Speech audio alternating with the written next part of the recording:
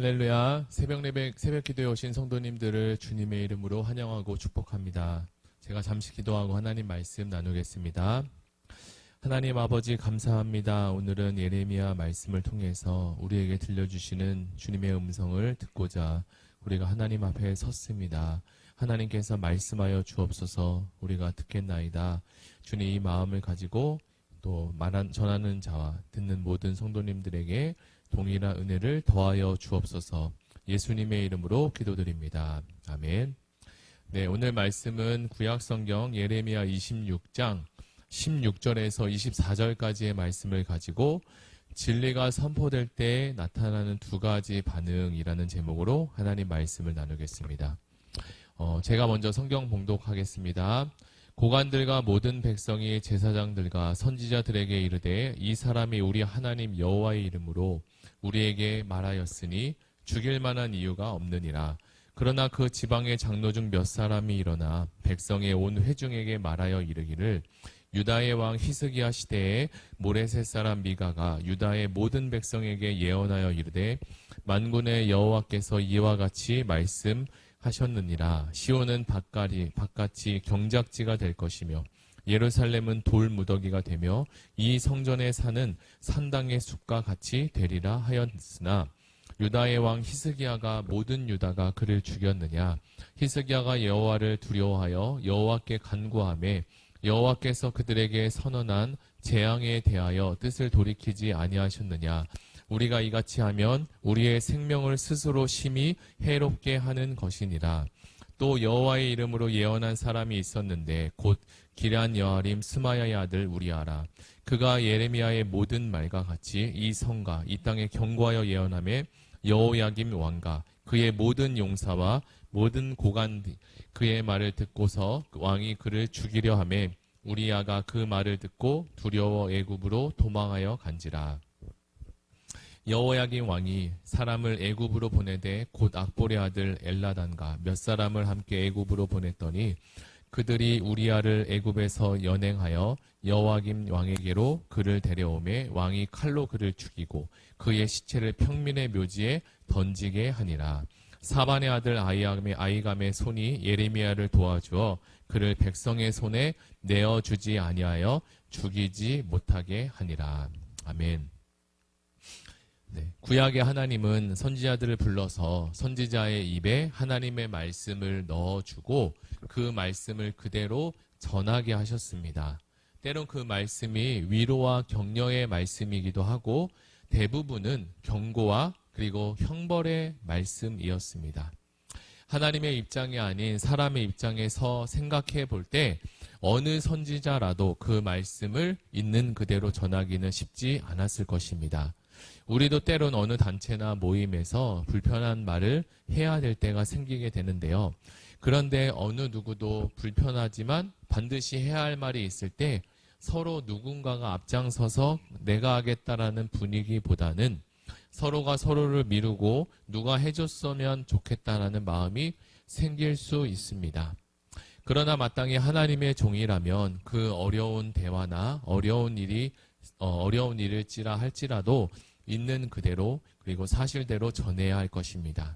왜냐하면 선지자와 하나님께서 부르신 사람들은 그 일을 하도록 부르셨기 때문입니다. 그리고 그 일이 인간적으로는 불편하고 매우 어려울 수는 있으나 그것이 진리이고 누군가는 그 소식을 듣고 회복되고 영혼이 살아나기 때문입니다. 예레미야 선지자가 하나님께서 전하라고 하신 말씀을 들은 종교 지도자들과 예루살렘 제사장 무리들은 그 말씀을 기쁨으로만 받지는 못했습니다. 왜 그랬을까요? 예레미야는 하나님의 거룩한 성전이 곧 무너질 것이라고 계속 경고했기 때문입니다. 이것은 예레미야가 하나님의 성전을 모독하는 것으로 그 당시 사람들에게 도무지 용납할 수 없는 엄청난 사건이기 때문입니다. 유다의 제사장과 선지자들은 예레미야가 성전을 모독했기 때문에 그를 반드시 죽여야 된다라고 주장하며 고소하기까지 했습니다. 물론 성경에는 성전 파괴를 예언한 사람들이 여러 명 나오고 있습니다. 이 성전이 무너지고 황폐하게 된다는 말을 들었을 때 그들은 아무도 아마도 정신적인 큰 충격을 받았을 것이라고 생각되는데요. 그들에게 있어서 이 성전이라는 것은 곧 자신의 생명과도 같은 신앙에 있어서 가장 중요한 축이라고 해도 무방할 정도로 매우 중요한 것이기 때문입니다. 그들은 성전이 하나님을 만날 수 있는 유일한 장소이고 그리고 하나님의 강력한 임재가 임하는 곳이 바로 그 성전이다라고 생각했습니다. 그러나 더 놀라운 사실은 그렇게 우상처럼 귀하고 귀하게 여긴 성전에서 하나님이 계시지 않았다는 사실입니다.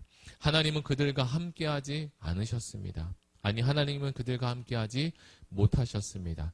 그렇게 생각했던 그들에게 성전이 무너지고 없어질 것이라는 말은 청천벽력과 같은 소식입니다.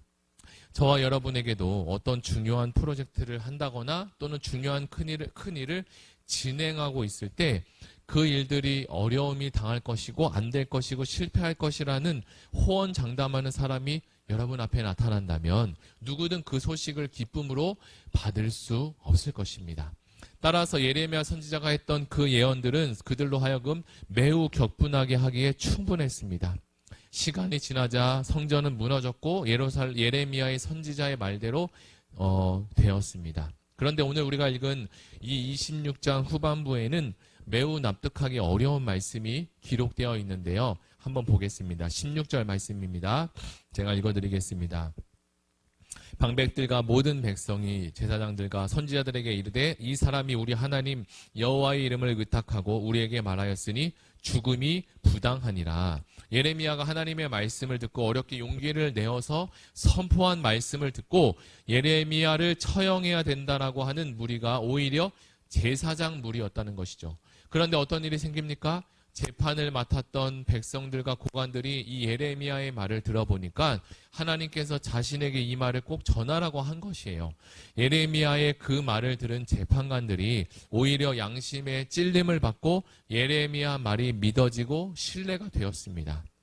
오늘 우리가 이 말씀을 묵상한 것처럼 예레미야 선지자가 전한 이 하나의 말씀을 듣고도 이렇게 다양한 두 가지의 정말 반대되는 반응이 나온다는 것을 우리는 다시 한번 보게 됩니다.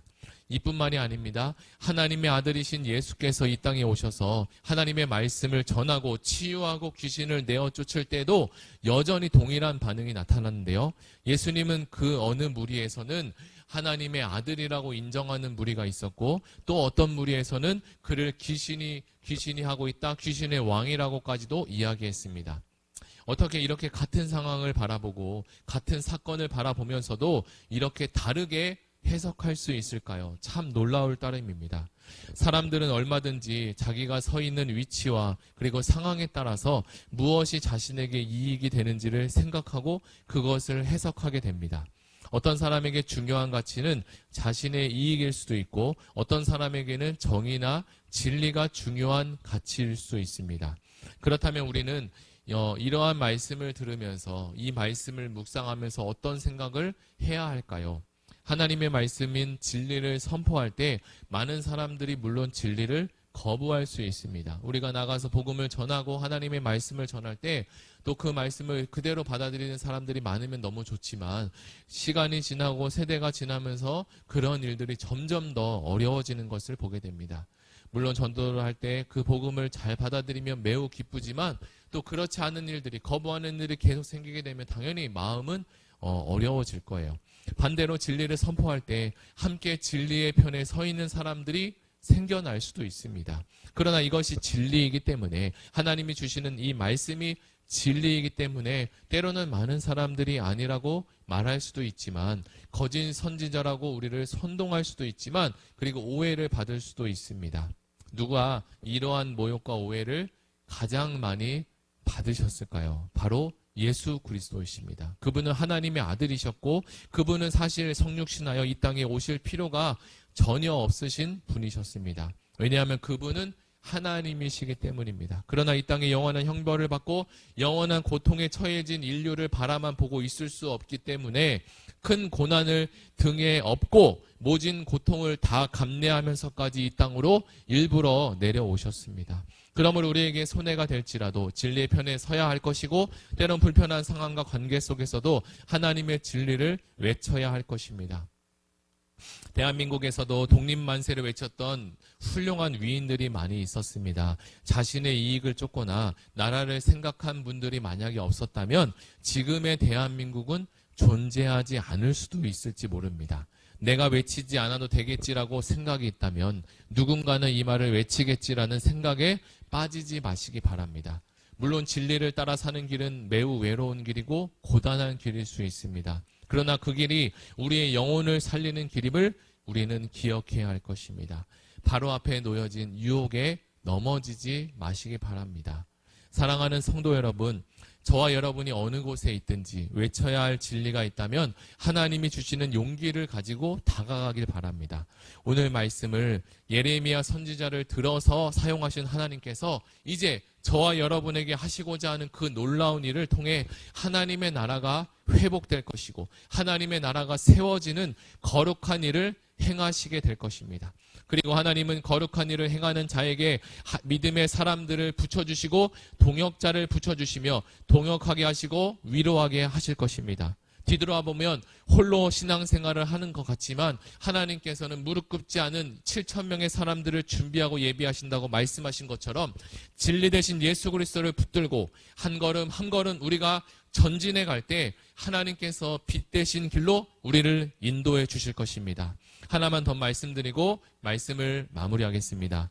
17절 말씀을 살펴보면 그 땅 장로 몇 사람이 일어나 유다왕 히스기야 시대에 있었던 미가가 했던 예언한 이야기가 나오는데요. 그때에도 이러한 비슷한 일이 있었습니다. 히스기야가 그를 죽이지 않고 오히려 그 말을 듣고 회개하고 하나님께 간구한 일이 생기게 되었던 것입니다. 또 다른 양상인데요. 20절 이하에도 예언한 사람이 나오는데 바로 스마야의 아들 우리야입니다. 그저 똑같이 하나님이 주시는 말씀을 전했는데 결과는 애굽으로 끌려나가 죽임을 당하게 되었습니다. 하나님의 뜻대로 진리를 전할지라도 한쪽은 회개의 역사가 일어나고 다른 한쪽은 오히려 죽음의 역사가 일어나게 되었습니다. 모든 것이 같은 결과를 주지는 않지만 그러나 우리 편에서 이 결과가 다를 뿐이지 하나님의 편에서는 하나님의 뜻이 이루어진 것입니다. 이제 말씀을 정리해 보겠습니다. 이전에도 그랬지만 지금은 더 많은 것들이 우리를 유혹하고 우리 마음을 흔들리게 하는 세대 가운데 우리가 살아가고 있습니다. 이러한 시대에 우리가 어디에 서야 되고 어떤 마음과 그리고 어떤 결단을 가지고 살아가는 것이 거룩한 것인지를 알려주시는 말씀입니다. 과정은 물론 다 다를 수 있지만 우리가 진리를 사모하고 진리의 편에 설 때 하나님께서 결과론적으로 우리 모두를 구원의 길로 인도해 주신다는 것을 오늘 말씀을 통해서 확신을 얻게 됩니다. 이 땅은 예나 지금이나 훨씬 더 많은 사람들이 진리를 거부하고 거짓에 있으며 하나님의 복음이 선포될 때 그 복음을 듣지 않으려고 귀를 막을 수 있습니다. 그러나 살아계신 하나님은 늘 언제나 듯이 진리의 편에 서 있는 사람들을 통해서 하나님의 일을 하시고 하나님의 일을 이루어 가셨다는 사실을 기억하며 오늘도 진리를 붙들고 살아가시는 우리에게 모든 성도님이 되시기를 예수님의 이름으로 축복합니다. 우리 다 같이 들은 말씀을 붙잡고 함께 기도하기로 원합니다. 때론 우리에게 불편하고 어려운 상황이 닥칠지라도 늘 진리의 편에 서게 하시고 하나님의 편에 설 수 있게 하여 주옵소서. 용기를 주시고 희망과 소망을 더하여 주옵소서. 주여 은혜를 주옵소서. 우리 다 같이 들은 말씀을 가지고 함께 기도하시겠습니다. 사랑의 하나님 감사합니다. 주께서 함께 하시고 오늘 예레미야 말씀을 통해서 선지자의 선포한 당당한 그리고 위세 등등한 말씀을 그리고 진리 되신 말씀을 선포하는 것에 우리가 도전을 받고 또 말씀을 들었습니다. 이 말씀대로 오늘 우리가 힘과 용기를 얻고 살아가게 하시고 진리 되신 편에 살게 하시고 예수 그리스도께서 가장 많은 모욕과 고통을 당하셨던 것처럼 우리도 예수님을 본받아 그리고 진리의 편에 살게 하시고 진리 되신 예수 그리스도를 선포할 때 많은 영혼들이 하나님께로 돌아오고 회복되는 역사가 있을 줄 믿습니다. 예수님의 이름으로 기도드립니다. 아멘. 우리 두 번째로 기도할 것은 7월부터 시작되는 다음 세대 여름 수련회를 위해서 함께 기도해 주시고 성도님들의 특별히 이 여름 기간 동안 영영 육간의 강건함을 위해서 우리 다 같이 기도하시겠습니다.